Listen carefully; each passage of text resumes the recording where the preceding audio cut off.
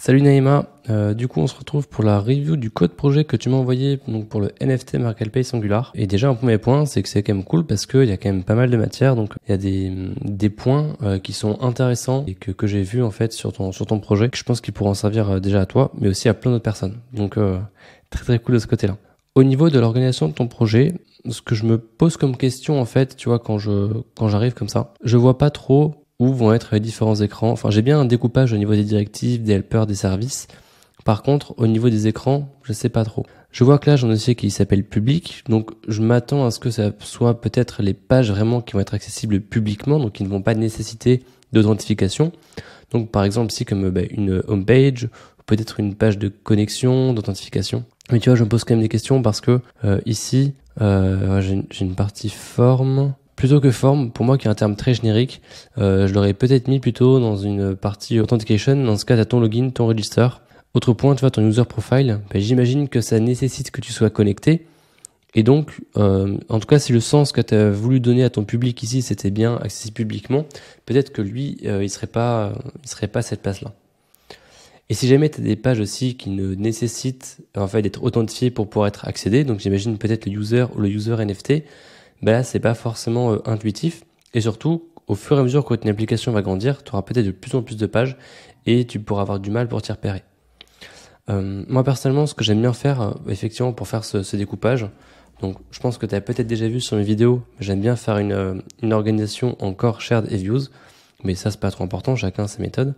Mais au niveau du views, tu vois, ce que j'aime bien faire, c'est effectivement peut-être faire un dossier public dans lequel tu vas mettre toutes tes pages qui sont accessibles publiquement, et à l'intérieur un autre répertoire que tu pourras appeler protected par exemple, dans lequel tu pourrais mettre toutes les pages qui vont nécessiter une authentification.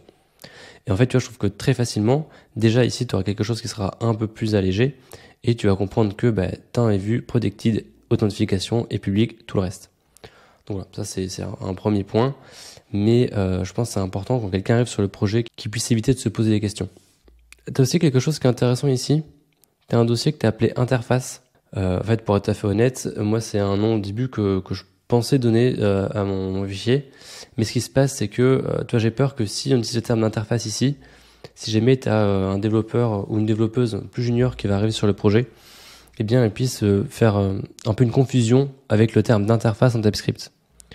Personnellement, ce genre de dossier, donc moi je l'appelle modèle ou DTO, ça va dépendre.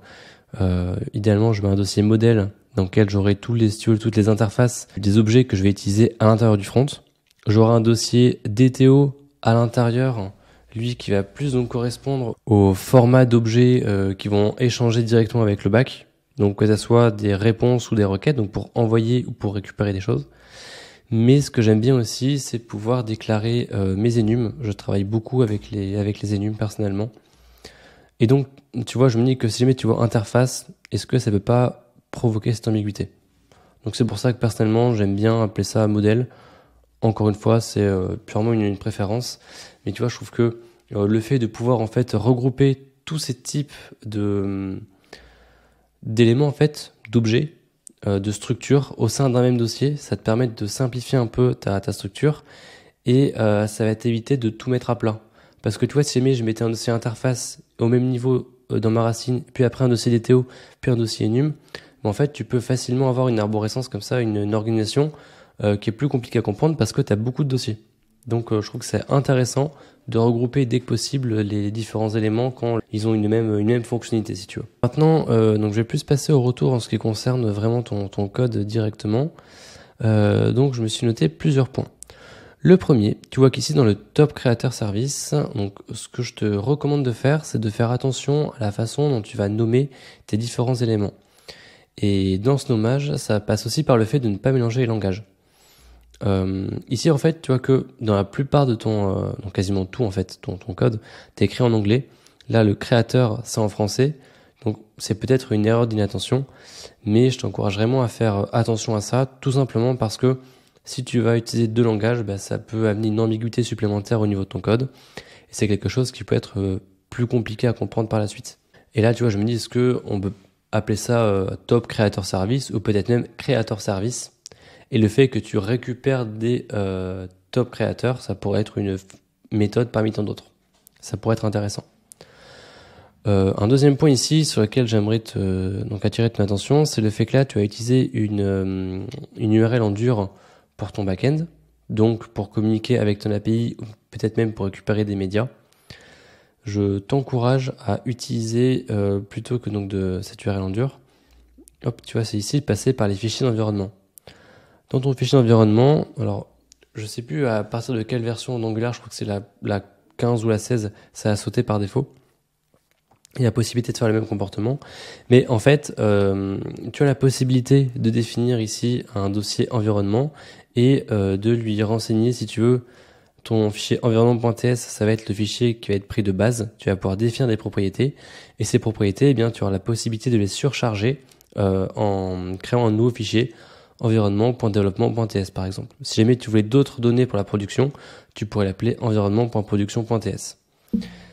Et la seule chose qu'il faudra faire, donc si tu viens à créer de nouveaux fichiers comme ça, c'est dans ton angular.json, eh bien tu as juste 2 lignes à rajouter pour indiquer que quand tu es en tel environnement, tu vas remplacer le contenu de ce fichier par un autre fichier. Mais en fait, ça va te permettre de jongler automatiquement au niveau de différentes variables. Et très souvent, ça va être utilisé pour l'URL pour communiquer avec ton endpoint, avec ton backend, pardon. Donc pour ton API URL ici. Donc en fait, ce que tu pourrais faire, c'est que tout simplement ici, si je reviens hop dans ton top creator service, déjà je te conseille de passer par des backticks, ce sera plus simple comme ça. Plutôt que de lui passer ton localhost 8000, eh bien tu pourrais tout simplement lui passer environnement.api URL avec ton slash. Et comme ça, peu importe l'environnement, tu n'aurais pas besoin de faire d'autres modifications à tes services. Donc ça a quand même beaucoup de valeur parce que tu vas t'éviter des traitements manuels si tu veux. Autre point qui est intéressant, donc là tu as une méthode getAll qui n'est pas utilisée, mais je vois que dans cette méthode tu as besoin de lui passer des query params. En fait ton endpoint c'est le slash user et du coup ton environnement API URL. D'ailleurs j'ai pas vu mais tu l'avais très bien fait juste ici. Et du coup en dessous tu vas vouloir lui passer un query params pour récupérer donc ceux qui ont un groupe de type top creators.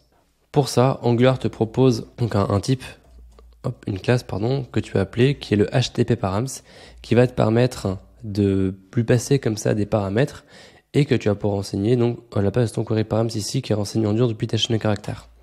Je te conseille de le faire parce que de 1 c'est un peu plus lisible et ça te permet de vraiment comprendre quel est ton endpoint et quels sont les paramètres que tu lui passes. Ici tu pourrais très bien lui passer une variable au final, il faut juste que tu lui passes ta valeur et surtout cette API elle est faite pour ça. Donc là tu peux lui passer des paramètres et donc je te recommande vraiment de t'en servir parce que c'est très intéressant. Ah, ça c'est intéressant aussi, c'est du coup sur le JWT interceptor.service.ts. Déjà attention au nommage. En fait c'est pas vraiment un service ici. Personnellement ce genre de code je vais l'appeler plutôt jwt.interceptor.ts, tu vois, parce que t'as pas cette notion de service. Sur la plupart des projets sur lesquels je suis intervenu, je constate qu'on fait un peu le parallèle entre service égale communiquer avec le endpoint. Bon en fait c'est pas vraiment ça tu vois, mais puisqu'on sait que ce terme peut souvent être pensé comme ça, ça peut être intéressant d'éviter cette ambiguïté. Autre chose, donc c'est très très cool, ton intercepteur déjà c'est très bien cette façon de faire, quand tu veux pouvoir passer les données de l'authentification pour appeler ton endpoint. Et on pourrait aussi améliorer un peu ça, parce que au final, là ce que tu as fait c'est une ancienne manière de faire, à savoir donc avant la version 15 d'Angular, on était effectivement obligé de déclarer des classes pour tout ce qui est intercepteur et les guards aussi. Mais depuis la version 15, en fait, tu as la possibilité de simplifier un peu ça. Tout simplement, tu vas pouvoir passer des fonctions à la place de ton intercepteur. Donc je vais te montrer tout de suite comment est-ce que tu pourrais faire. Mais juste avant, je notais un autre point qui était intéressant, c'est que cet intercepteur, il va s'occuper, tu vois, effectivement, donc de s'assurer que ton utilisateur est authentifié et de venir rajouter ici donc ton token d'autorisation, donc dans ton bearer ici. Mais je vois que tu veux aussi pouvoir gérer des erreurs. Alors, dans ce cas-là, tu jettes l'erreur telle quelle, donc tu n'as pas de gestion, donc c'est pas forcément utilisé dans ce cas-là. Par contre, c'est très intéressant.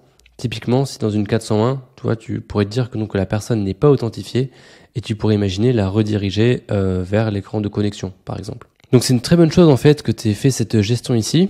Ce que je pourrais te recommander aussi par rapport à ça, c'est moi ce que j'aime bien faire personnellement, c'est plutôt faire 2 intercepteurs. Intercepteur qui va s'occuper de gérer ton authentification et de rajouter ton header d'autorisation. et un intercepteur, lui, qui va s'occuper d'intercepter les erreurs. Et si c'est le cas, eh bien de faire les traitements en conséquence. Tout simplement, c'est que si tu fais 2 intercepteurs, eh bien tu auras un code qui sera un peu plus isolé, qui sera mieux découpé, et au final, c'est 2 choses qui, pour moi, peuvent évoluer de façon indépendante. Donc, si tu touches à l'un, t'as pas forcément intérêt à changer, à toucher à l'autre. Donc maintenant, comment est-ce que tu peux faire? C'est qu'un exemple, mais tu vois dans ton app module, d'ailleurs à partir de la version 14 Angular, t'as plus besoin de module. Ici, si tu je t'invite à générer un nouveau projet avec une version plus récente d'Angular. Ça donnera un peu une idée d'à quoi peut ressembler ton arborescence. Mais en gros, t'as plus de module, t'as juste un fichier app.config.ts dans lequel tu vas pouvoir tout définir. Donc, de manière générale, je t'encourage vraiment à ne plus te servir des modules, et c'est aussi quelque chose qui est recommandé par l'équipe d'Angular. Et à la place, eh bien, tu vas pouvoir passer entièrement par des standalone components. Donc ça te permet d'alléger tes applications, c'est un peu plus simple, tu as beaucoup moins d'effets de bord et de dépendance entre tes différents éléments, et surtout ça fait aussi une notion de moins quand quelqu'un de ton équipe va intervenir sur ton projet et qui sera peut-être un peu plus junior. Donc maintenant, comment est-ce que tu peux te servir des intercepteurs sous forme de fonction? En fait, dans tes providers, ici, tu vas pouvoir lui renseigner donc un provide HTTP client, d'ailleurs qui va remplacer l'import du HTTP client module que tu as ici. Et à l'intérieur, tu vas pouvoir lui passer différentes options. Parmi ces options, tu vas pouvoir lui passer un with interceptor, et dans ce cas, hop, il faut juste que tu l'importes, et tu vas pouvoir lui passer un tableau d'interceptor. Ensuite, ici, eh bien, tout simplement, ce que tu pourrais faire, c'est que tu vas pouvoir déclarer une fonction, je sais pas, que tu vas appeler JWT interceptor par exemple. Du coup, tu auras 2 choses. Tu auras ton request et tu auras ton next. Donc, c'est HTTP handler function, exactement.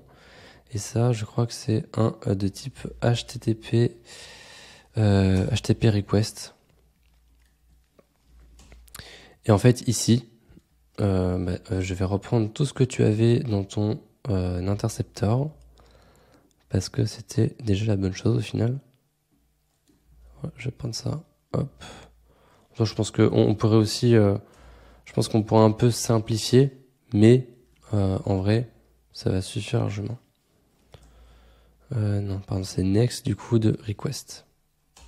Donc, tu vas pouvoir lui passer comme ça, et tu vois qu'ici, tu vas pouvoir lui passer directement la fonction que tu as déclarée.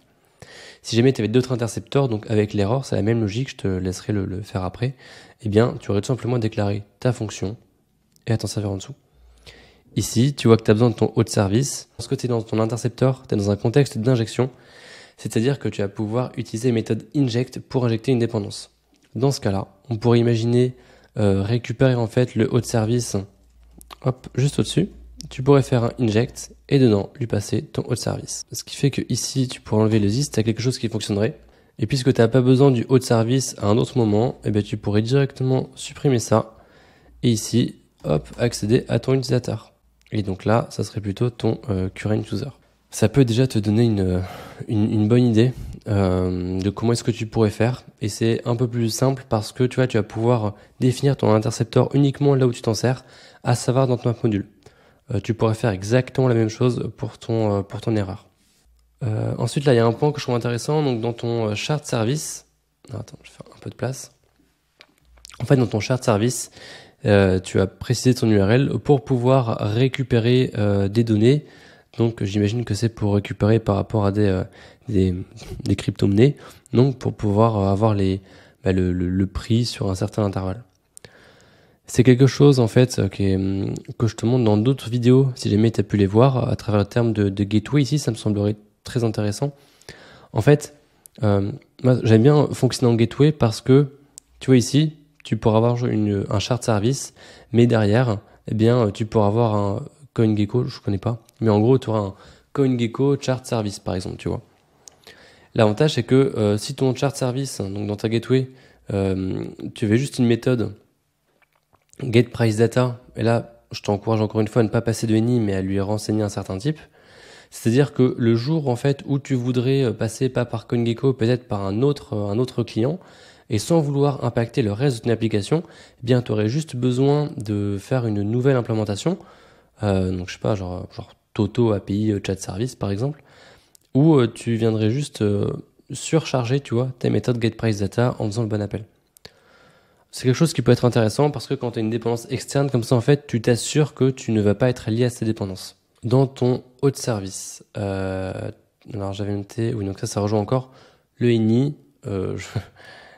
Après, je vais arrêter de t'embêter avec ça, mais je te conseille vraiment de ne pas passer par le NI et dès que tu peux, oui, c'est très souvent d'ailleurs, de plutôt préférer du typage. Encore une fois, ça va te permettre à la fois de t'assurer de ne pas faire d'erreur avec la donnée que tu utilises et tu vas pouvoir bénéficier de l'autocomplétion, là que tu n'aurais pas à l'heure actuelle. Donc c'est un peu dommage. J'ai vu autre chose aussi que je trouvais intéressant. Voilà, là. Donc tu vois que tu as une interface qui s'appelle Token User. Et dans cette interface, eh bien, tu vas avoir un token et un user.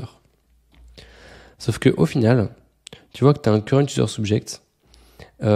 Si tu veux, j'ai l'impression que, moi je dis la façon dont je vois les choses, c'est que ton token, en fait, c'est une donnée au final qui est assez technique et qui n'a pas forcément vocation à être réutilisée dans le reste de ton application. En fait, le token, tu vas t'en servir lorsque tu vas te connecter ou t'enregistrer pour pouvoir le stocker. Et derrière, dans ton intercepteur, pour pouvoir en fait le passer à ton backend et dire que tu es bien authentifié. Mais derrière, tu vois, pour moi, on ne devrait pas s'en servir ailleurs. Je pense qu'ici, tu pourrais simplifier et plutôt que de lui passer un token user, de lui passer uniquement l'utilisateur. Parce que tu vois, de manière générale, c'est qu'est-ce que tu as envie d'exposer dans le reste de ton application. Je pense que c'est surtout l'utilisateur. Et le token, c'est très technique et ça devrait rester scopé, tu vois, à la limite, dans ton autre service, qui ne devrait pas forcément être utilisé à l'extérieur. Et même si tu veux t'en servir, pour moi, ça serait pas déconnant d'avoir une méthode dans ton autre service, genre getAccessToken ou quelque chose comme ça. Enfin voilà, c'est vraiment une préférence personnelle, mais je pense qu'ici, ça pourrait te permettre d'alléger un peu ton code en exposant moins de choses. De manière générale, j'aime bien exposer le strict minimum et uniquement quand il y en a besoin, quoi. Donc tu vois que ta clé pour accéder en fait à ton cookie qui va stocker ton utilisateur, donc le current user, ici tu vas t'en servir donc une fois, enfin en fait tu t'en sers plusieurs fois. Dans ce fichier, tu vas t'en servir, tu vois, 5 fois. Et je me dis ça pourrait être intéressant quand tu as une clé comme ça, plutôt que de la réécrire manuellement, de l'écrire sous forme de constante. En fait, tu peux tout simplement te faire un, je sais pas, alors tu mets genre user, les user tokens, tu mets current user, mais l'avantage, c'est que si jamais tu veux t'en servir par la suite, eh ben, tu appelles directement ta constante. L'avantage, c'est que là, tu vas comprendre facilement à quoi ça correspond, et aussi, tu prends pas le risque de faire une faute de frappe. Donc peut-être que là, tu mets current user, mais je sais pas, tu as un instant d'inattention, et lorsque tu fais ton logout, tu vas mettre un current user avec U minuscule. Si t'as pas fait attention et que t'as pas de constante, eh bien, tu vas pouvoir passer un peu plus de temps parce que tu pourrais passer à côté. Et ça, c'est dommage. Ton haute guard, j'ai noté un truc que je trouve très très cool, et je vois ça sur très peu de projets. Mais dans ton guard, effectivement, lorsque tu n'es pas authentifié, que tu ne veux pas, enfin, dans ce cas, c'est pour vérifier si tu as le droit d'accéder à l'écran ou non. Mais si jamais t'es pas accédé à l'écran, on peut avoir envie de faire une redirection. Le problème, c'est que des fois, en fonction de comment est-ce qu'on a déclaré nos routes, comment est-ce qu'on s'y prend, si on passe en fait par le routeur et qu'on fait un navigate, eh bien, tu peux avoir une boucle infinie et du coup, tu as ton application qui ne répond plus.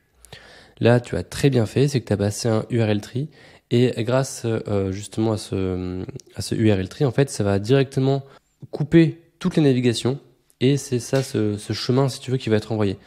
Donc, c'est quelque chose qui n'est pas fait sur beaucoup de projets. Et c'est très très cool, donc bravo à toi, c'est très très bien. Oui, quelque chose que j'aimerais te partager aussi. Donc dans ton user NFT component, ici tu as besoin au moment d'afficher une modal. Donc tu fais le modal service.open. Alors lui il vient de NG Bootstrap. Alors personnellement je m'en suis pas servi, mais c'est quelque chose que j'aimerais bien te partager, on va dire, par rapport à cette service de modal. Je vois qu'ici, en fait ça te force, tu vois, à lui passer un transaction modal content. Et ça, donc, j'imagine que normalement, si je vais, si j'affiche le HTML, ah bah non, tu vois, en fait, je l'ai même plus. Open modal. Non, on l'a même plus. On l'a même plus. Ah bah, tu vois, là, par exemple, c'est bien, parce que tu passes un composant. Mais quand tu passes un composant, c'est bien. D'ailleurs, c'est le comportement que tu as avec le MathDialog Service d'Angular Material. Mais tu vois, là où c'est un peu plus, moi je trouve ça moins pratique à utiliser, c'est quand tu dois lui passer comme ça la référence du template. Et pourquoi? Parce que ça veut dire que lorsque tu vas déclarer ton composant, tu vas aussi lui embarquer dans le HTML la référence du template et du coup, tu vas avoir plus de choses que ce que tu es censé avoir. Donc si tu as la possibilité comme ça de lui passer un composant directement, je t'encourage à le faire parce que tu as quelque chose qui est bien plus décorrélé et voilà, je trouve ça beaucoup plus simple pour travailler avec. Donc très très cool. Ensuite, dans ton user NFC component, ah oui, ça c'est très intéressant aussi. Donc ici, tu t'es servi d'un observable pour récupérer ton current user. Alors effectivement, c'est une bonne pratique de te servir de ton d'accéder à la valeur de ton observable via un pipe async parce qu'en fait, ça va t'éviter de devoir faire un subscribe toi-même manuellement que tu vas devoir gérer pour faire un subscribe par la suite. Donc c'est un très bon point. Par contre, ce qu'il faut garder en tête, c'est que à chaque fois que tu vas faire un subscribe via le pipe async ici, eh bien ça va déclencher une nouvelle souscription. C'est-à-dire que là, tu t'en sers une fois ici, donc à tes lignes 42, mais en dessous, eh bien tu vas également t'en servir à tes lignes 46 pour pouvoir de nouveau récupérer si tu as un utilisateur ou pas. Donc là, même si tu as un observable, en fait, tu vas t'y abonner 2 fois. Dans ce cas, c'est pas gênant, mais tu vois, faut vraiment garder en tête qu'à chaque fois que tu as un pipe async, ça revient à faire un nouveau subscribe. Ce que tu pourrais faire pour éviter justement cette situation, et depuis la version 16 Angular, c'est quelque chose qui est vraiment bien, c'est que, alors, il y a des trucs qui sont intéressants. T'as un subject, current user subject.asObservable, if store user. Ouais. Là, tu vois, en fait, c'est que tu vas récupérer l'utilisateur via le cookie. En fait, tu vois, le current user ici. Où est-ce que tu t'en sers? Dans ton user NFT component. Hop, pardon, excuse-moi. Ouais, c'était ici. Oh, j'ai pas fait attention. Je te recommande, personnellement, mais de ne pas te servir de... Enfin, moi, j'aime bien ne pas exposer mes services à l'intérieur des composants, dans le parti template, parce que pour moi, c'est pas leur responsabilité. Mais en gros, ici, dans ton user NFT component, où est-ce qu'il est le user service? Ok, donc tu vois, là, tu as un autre service. Bon, encore une fois, tu vois, je trouve que c'est un peu plus simple pour se faire retrouver. Tu pourrais faire inject de autre service, hop, comme ça. Pareil pour ton modal service. En fait, je trouve que ça permet mieux de pas trop se prendre la tête. T'as pas de constructeur, tu définis bien ici. Personnellement, j'aime bien le mettre en private.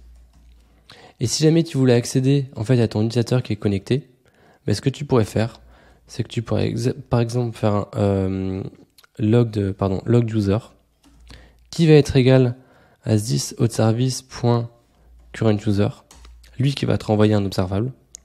Et ce que tu pourrais faire, c'est que tu pourrais passer par les méthodes toSignal, comme ça. Et lui, c'est une méthode qui est mise à disposition par Angular qui va transformer ton observable pour te mettre sous forme de signal. Et maintenant, en fait, depuis ton composant, ce que tu pourrais faire, à la place de faire ça, eh ben, tu pourras juste faire if log user. Et l'avantage, c'est que là, eh bien, tu auras une seule souscription. Tout est géré au même endroit. Et c'est même un peu plus simple parce que si jamais tu as besoin d'accéder à ton utilisateur depuis ton composant, eh bien, de la même façon, tu vois ici, je sais pas, genre, bah, tu pourrais accéder avec le this.logUser comme ça. Donc, c'est un petit plus, mais je te recommande de t'en servir et d'essayer de limiter l'utilisation de pipe async sur un même observable au sein d'un même template. Parce que tu vas refaire une nouvelle souscription à chaque fois, et donc ça, c'est un peu dommage.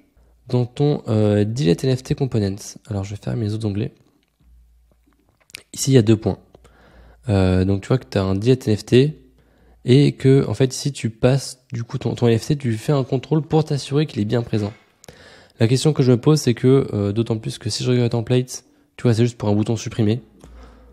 Alors dans ce contexte-là, autre point, je sais pas si tu as besoin d'un composant juste pour ça. Pas forcément intéressant parce que c'est un composant de présentation, donc peut-être que ce serait intéressant de ce composant appDelete NFT, tu vois, tu pourrais directement mettre ton button. Je pense que ça serait plus simple. Après, la problématique reste la même. C'est que ici, tu as une propriété comme input. Cette propriété, eh bien, tu en as besoin. Je pense pas que si tu es dans un contexte dans lequel tu ne pourrais ne pas en avoir. Donc plutôt que de faire ton if ici, ce que tu pourrais faire, c'est que tu pourrais l'indiquer comme required. Comme ça, en fait, tu vas indiquer, hop. Donc, ce qu'il faut changer là, c'est juste une propriété au niveau du ton TSLint. Ça, c'est une erreur d'ailleurs. Si jamais tu veux l'éviter, c'est dans le le tsconfig. Et je crois que c'est strict property initiation que tu peux passer à false. Parce qu'en fait, maintenant, depuis les versions, je crois que c'est 15 d'Angular, 15-16, j'ai un doute, je crois que c'est la 15. Donc tu peux passer un input unrequired, ce qui fait qu'en fait, lui, tu vois, tu vas être obligé de le spécifier. Si je viens dans le update NFT et que je le renseigne pas, par exemple, mais tu vois qu'il va me mettre une erreur parce que il me dit qu'il me manque cette propriété-là. Donc non seulement tu vas t'assurer qu'elle soit définie, parce que sinon tu auras un message d'erreur ici, mais en plus tu auras quelque chose de plus simple parce que tu vas pouvoir supprimer ton if. Donc c'est quelque chose qui est très intéressant. L'autre point, c'est que comme je t'ai dit, ça c'est un composant de présentation. À savoir que pour moi, t'as pas de logique qui devrait être fait dessus. Et encore une fois, je pense que tu devrais peut-être que ce composant pourrait sauter. Mais ce principe-là est très intéressant parce que tu vois ton composant, je pense que c'est plus ton user NFT, ton smart component. En fait, le smart component, c'est le composant qui va s'occuper de gérer les interactions avec les différents éléments. Et le DOM component, donc c'est un composant de présentation dans lequel tu vas t'en servir pour n'avoir aucune logique, mais juste pour de l'affichage. Et ici, en fait, si tu voudrais notifier ton parent, mais ce que je te recommanderais de faire, c'est plutôt de passer par un output. Tu pourrais mettre un deleted qui serait un new event emitter. En fait, tu pourrais même mettre de void. Et ce qui fait que ici, tu vois, pour moi, ça, tu devrais pas le faire ici. Au niveau de, enfin, tu devrais pas appeler ton service parce que là, c'est la logique métier, si tu veux, depuis ce composant de présentation. Mais ce que tu pourrais faire à la place, c'est tout simplement que tu pourrais mettre là, écouter sur le deleted, et là, tu pourrais faire on deleted, tu vois. On delete, on NFC delete, je vais mettre on NFC delete, comme tu veux. Et ici, eh bien, tu pourrais venir donc créer ta méthode on NFT delete, et dans lequel là, tu vois, tu pourrais interagir avec ton NFT service de la même façon. Donc tu vois, tu pourrais faire ton import. Tu fais tout ça ici. Là, tu fais tous les traitements donc, que tu avais répercuté, en fait, que tu avais renseigné ici. Et là, tu as un composant qui est bien plus dumb, en fait, dans lequel tu n'as aucune logique.